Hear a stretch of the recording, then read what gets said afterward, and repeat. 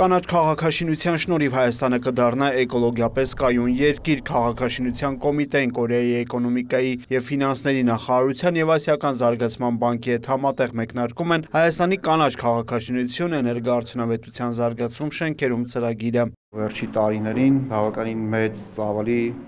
քաղաքաշինական ծրագրեր են իրականացվում և մի կողմից ունենք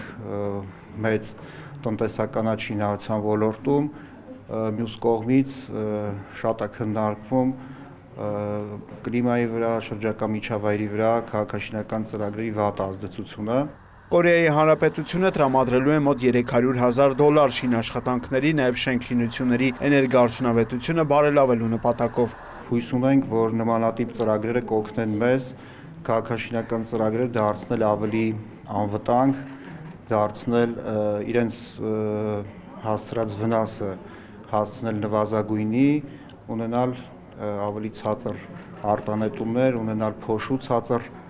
մակարդակ Երևան քաղաքում և ողջ Հայաստանի Հանրապետության տարածքում։ Փորձագետների խմբի ղեկավարի խոսքով ծրագիրը հնարավորություն կտա կորեական լավագույն փորձը փոխանցել հայ գործընկերներին, զգալի աշխատանք իրականացնել օրենսդրական դաշտում։ Մենք անցել ենք այն ճանապարհը, ինչ հիմա դուք եք անցնում, եւ հուսով ենք, որ ծրագիրը կօգնի, որ էներգոարդյունավետ շենքերն ու շինությունները Հայաստանում զգալի ավելանան, ոլորտը զարգացում ունենա։ Հայաստանը շենքշինությունների, էներգոարդյունավետության և օդի աղտոտվածության հետ կապված զգալի խնդիրներ ունի։ Ուստի Ասիական զարգացման բանկի համար նման ծրագրերի իրագործումն առաջնահերթություն է։ Կորեացի փորձագետներն այս տարի Հայաստանի կանաչ քաղաքաշինության վերաբերյալ համապարփակ ուսումնասիրություն կիրականացնեն, կկազմեն զեկույց, որում կսահմանվի էներգոարդյունավետության ոլորտի հետագա բարելավման և զարգացման հիմնական ուղենիշները։